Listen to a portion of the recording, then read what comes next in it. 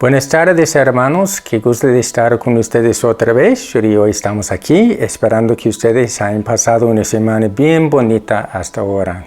Hoy para el devocional vamos a ver otro aspecto de lo que es la alabanza. La vez pasada, en el devocional pasado, vimos que la alabanza es cuando nosotros glorificamos a Dios con voz alta por lo que Él ha hecho, y que la adoración es cuando estamos callados ante el Señor y el Señor nos habla a nosotros. Ahora, esta vez lo que quiero hacer es hablar de un aspecto de la alabanza que muchas personas en la iglesia de Jesucristo no entienden muy bien. Yo creo que es por falta de enseñanza o falta de entendimiento, no sé, pero siento que es muy importante entender esta parte de lo que es la alabanza, simple y sencillamente por la época en la cual estamos viviendo. Realmente hay mucha resistencia espiritual a lo que Dios quiere hacer, y aunque Dios es vencedor, Él nos ha encargado a nosotros la responsabilidad de hacer cumplir su voluntad aquí en la tierra a través de la oración. Y un aspecto de la oración realmente es la alabanza. Así que si tuviera que poner título a esto, diría la alabanza guerrera. O sea, la alabanza como arma de Dios en nuestras manos para hacer cumplir la voluntad de Dios. Hay un salmo bien corto, el Salmo 149, que nos habla específicamente de eso. La primera parte nos da algunas pistas de cómo es la alabanza de verdad, y la segunda parte nos habla perfectamente de eso, de una alabanza guerrera. Voy a empezar la lectura en el verso 1. Empieza así. Aleluya. Canten al Señor un cántico nuevo, sea su alabanza en la congregación de los santos. Déjenme decirles una cosa, hermanos, es que es un cántico nuevo porque la alabanza viene de un corazón renovado, de un espíritu renovado, de los redimidos, de los que hemos nacido de nuevo. No son cantos que se han cantado por siglos y siglos y nada más se repiten. Es un canto que nace de corazón a los redimidos. También es una alabanza que se canta en la congregación de los fieles. Cuando todos estamos juntos hay cierta energía, cuando todos estamos alabando al Señor debidamente, de acuerdo con lo que la Biblia dice. El verso 2 dice esto. Alégrese Israel en su Hacedor, gócense en su Rey los hijos de Sión. Es que nosotros tenemos un Creador, se llama Jesucristo, y tenemos un Redentor también que se llama Jesucristo, que es motivo de gozo para nosotros. Debemos gozarnos cuando estamos alabando a Dios. Entonces sigue el salmista en el verso 3 así, dice, alaben su nombre con danzas, canten al son del pandero y de la lira. Es un recuerdo, hermanos, de la vez que Miriam, profetisa, hermana de Moisés y de Aarón, dirigió a las mujeres de Israel en danza, en alabanza al Señor después de la liberación de Israel de Egipto. Acababan de pasar el Mar Rojo, salieron de Egipto pasando en seco a la otra orilla. Los ejércitos de Egipto los siguieron. Entonces, cuando estaban en el cauce del Mar Rojo, es que las aguas del Mar Rojo cayeron encima de ellos y Dios liberó a Israel en aquel día. De igual forma, Dios nos ha liberado a nosotros del dominio de Satanás, del pecado y del sistema mundano. Nos ha liberado y por eso nosotros alabamos a Dios. Sigue en el verso 4 el salmista así. Porque el Señor se agrade de su pueblo y a los humildes adorará con salvación. Dios está contento con nosotros cuando nosotros lo estamos alabando. Nos ama en todo momento, obviamente, pero se pone contento cuando nosotros le alabamos. De hecho, dice en otra parte que el Señor habita las alabanzas de su pueblo. Cuando nosotros estamos alabando a Dios, Dios está presente. Como dijimos la vez pasada, es como abrir la puerta a la presencia del Señor para entrar a la presencia del Señor. Y ahí es donde Él nos habla en momentos de adoración. Ahora, dice que a los humildes adorará con salvación. Cuando nosotros reconocemos que necesitamos a Jesucristo, que somos pecadores, que realmente lo que merecemos es la condenación, vamos con el Padre y le pedimos perdón a base de lo que Cristo hizo en la cruz de Calvario, pagando el precio de nuestro pecado con su sangre, recibimos a Cristo como Salvador y como Señor. Entonces, Dios nos adorna con salvación. Hay una traducción alterna que les puedo leer el mismo verso cambiando algunas palabras. Dice así: porque el Señor se agrada de su pueblo y a los humildes adornará con salvación. Así está.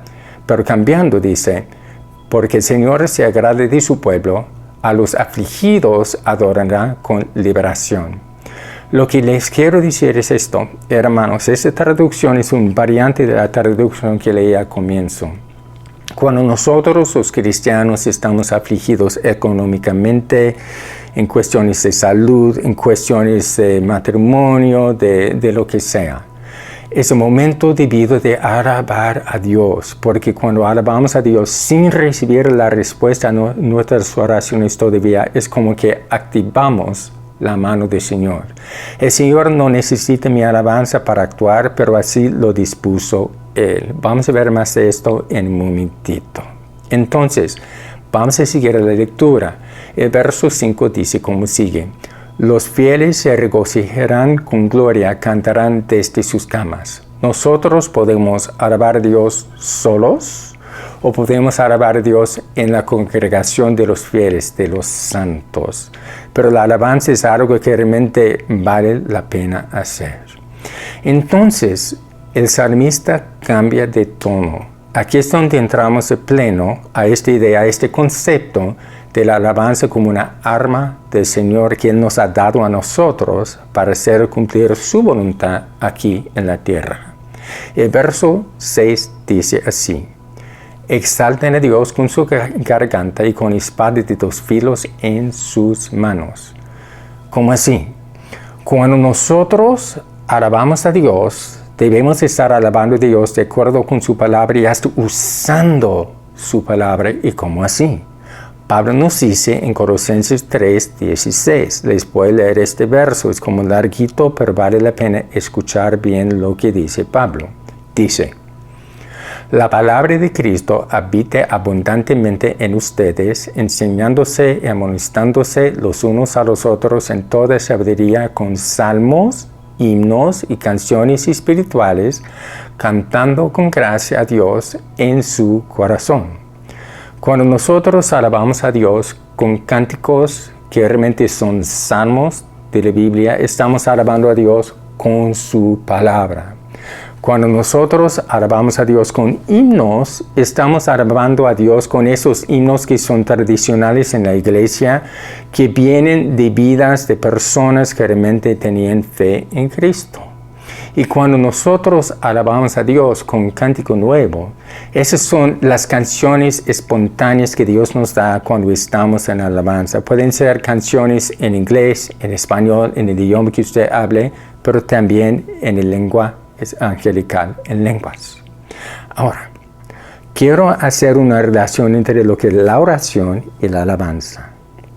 Ustedes saben los versos que siempre cito, que dice, básicamente no está en la pantalla, dice: esa es la confianza que tenemos en Él, que si pedimos alguna cosa conforme a su voluntad, Él nos oye. Y si sabemos que Él nos oye en cualquier cosa que le pidamos, sabemos que tenemos las peticiones que le hayamos hecho. Eso está en 1 Juan 5, si quieren verlo después.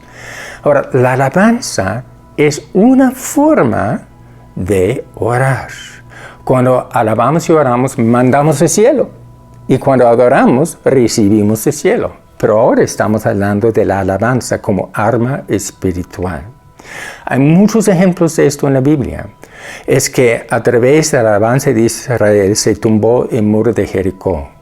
A través de la alabanza de Israel, el enemigo que enfrentaba a Israel, 3 ejércitos combinados que amenazaban con exterminar al pueblo de Israel, en Engadi, en el episodio de Josafat, se pusieron a alabar y los enemigos se devoraron a sí mismos. Cuando los israelitas estaban a punto de terminar de conquistar Canaán, preguntaron a Dios: Dios, ¿cómo lo hacemos? ¿Cuál es tu estrategia? Dios les dice que suba primero Judá, la tribu de Judá. Judá quiere decir alabanza. Cuando estamos conquistando, cuando estamos tratando de tomar terreno para el reino de Dios, debemos empezar con alabanza. En el libro de Apocalipsis, si ustedes empiezan a verlo detenidamente, empezando en el capítulo 4, verán que cada vez que Dios se mueve poderosamente, antecito, ha habido un tiempo de alabanza hasta escandalosa en el cielo. La alabanza precede el mover de Dios. Entonces sigue escribiendo el salmista esto en el verso 7. Dice, para tomar venganza de las naciones y dar castigo a los pueblos. Es importante reconocer que los israelitas que leen este salmo todavía estaban peleando con los enemigos. Aquí se está hablando de enemigos humanos, pero nosotros no luchamos en contra de seres de carne y hueso.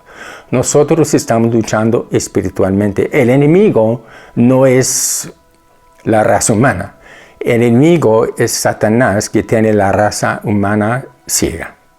Así que nosotros sabemos lo que dice Pablo en Efesios 6:12. Dice así, porque nuestra lucha no es contra sangre ni carne, sino contra principados, contra autoridades, contra los gobernantes de las tinieblas, contra espíritus de maldad en los lugares celestiales.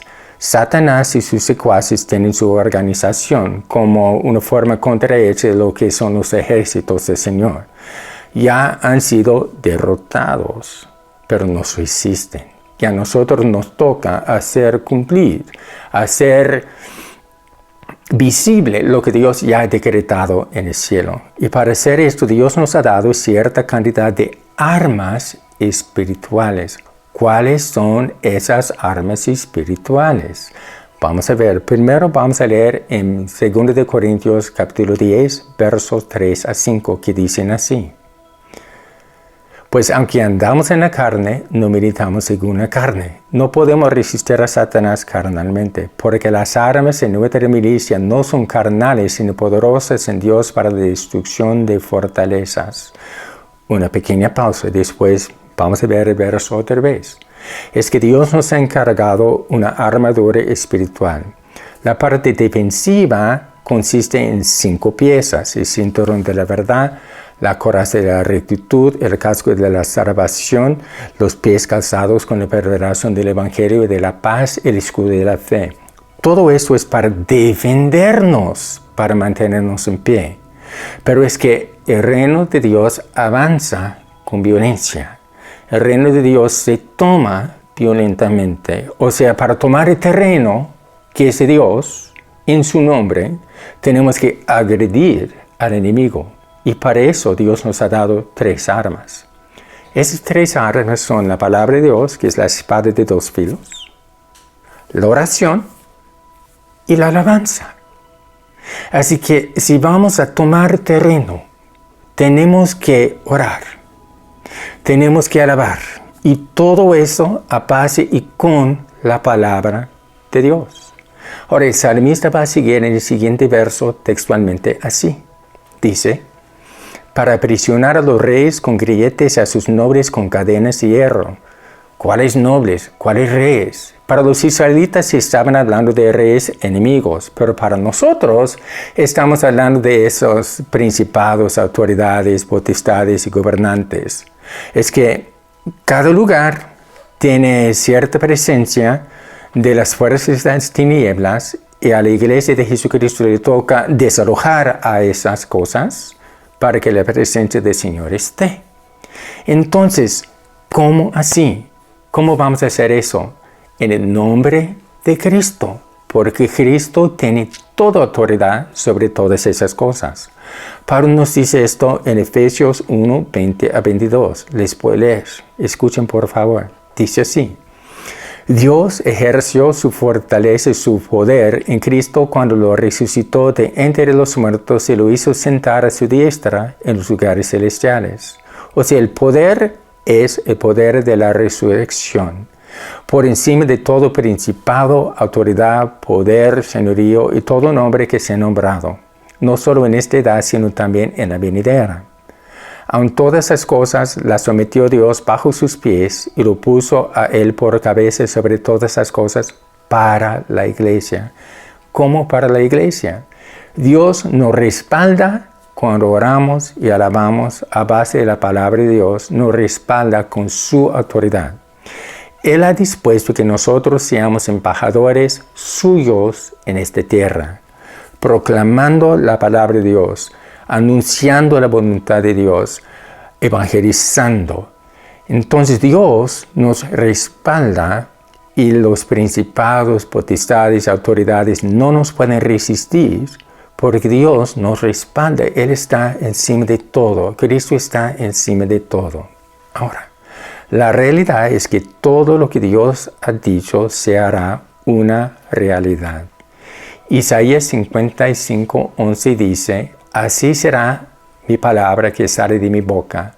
No volverá a mí vacía, sino que hará lo que yo quiero, y será prosperada en aquello para lo cual la envié. Quiero decirles una cosa. Lo que Dios ha dicho se hará, sin falta. Pero Él ha dispuesto las cosas para que nosotros, como embajadores suyos, proclamen su palabra a través de la oración, a través del evangelismo, pero también a través de la alabanza. Acuérdense, el muro de Jericó cayó después de la alabanza. Josafat venció sin pelear después de la alabanza. Es que Judá tenía que subir primero, la alabanza tenía que subir primero para que pudieran tomar toda la tierra de Israel. Y nosotros tenemos que alabar a base de la palabra de Dios para ver la mano del Señor moverse. Ahora, para que eso sea un poquito más práctico, quiero que cuando tengan un momentito, lean el Salmo 68 de los versos 1 a 3. Dios es bueno. Él es excelente. Nos está entrenando a pelear. Padre, te doy las gracias, Señor, que tú eres bueno. Gracias, Señor, que tú nos estás ayudando a entender lo que es la alabanza y alabar de acuerdo con la palabra de Dios. Gracias, Señor, por mis hermanos. Te pido que cualquiera que se sienta aplastado, afligido, menospreciado, apocado, que tome a pecho eso que estoy diciendo para que veamos todos que la mano del Señor sí obra a favor de los redimidos. Solo está esperando la oración, solo está esperando la alabanza. Te alabamos esta tarde, Señor, porque tú eres bueno y Cristo está encima de todo. Recibe ahora, Señor, esta alabanza en el nombre de Jesús. Amén. Hermanos, los amamos mucho. Que Dios me los bendiga mucho. Y aquí está la canción con Maritza. Gracias.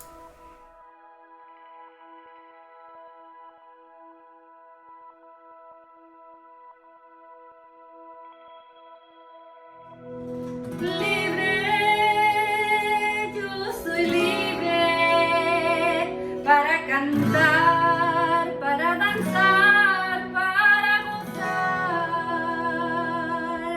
Cante conmigo, dice, libre, yo soy libre. Las cadenas del pecado han sido rotas. Libre, yo soy libre. Para cantar, para danzar, para gozar.